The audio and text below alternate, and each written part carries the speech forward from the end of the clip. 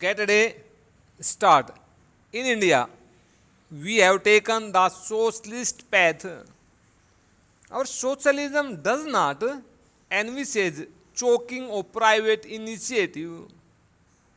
In fact, we have stood and we do stand now for a mixed economy in which both the public and the private sector are active. We do not want the state to do everything because apart from this not being possible, the state is not able to undertake everything. It is also not desirable for the state to do everything. What then is our socialism? It means that the state takes upon itself the responsibility for wiping out poverty, for initiating steps which will increase production, for modernizing our economy by establishing key modern industries, for enforcing social purpose in all economic activities, for reducing disparities and setting right the historic inequalities between different classes and different regions, and in particular for checking and preventing the growth of monopoly. Now all these are the responsibility of the state, but they are also the responsibility of industry and of all those who are interested in the growth of the nation.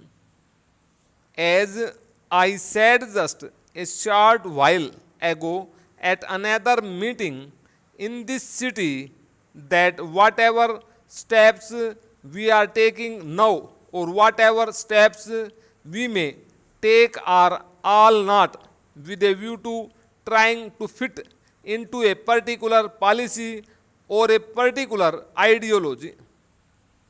The policy and the ideology itself are made for very practical reasons and to meet the needs of the people.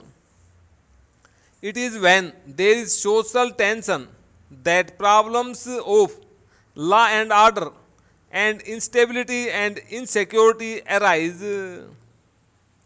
So, these problems of inequalities, of disparities, of meeting the rising expectations of the people are all too very much a part of the industrial scene, and unless we can deal with them, we cannot even advance accomplished unless everyone, every section does play its part.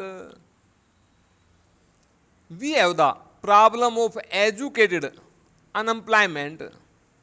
It arises partly because our industrial development and other development projects have not been able to keep pace with the rising number of educated young people. Another reason, though small, is that many of our educated young people wish to have only a particular type of job. They would like to work in particular places and cities rather than in villages on the mainland, rather than on remote islands or in the bills. So we have a situation where we have areas in India which are in need of engineers, of doctors, of mechanics, and many other such specialized people. This lead to new problem of unemployment in the country.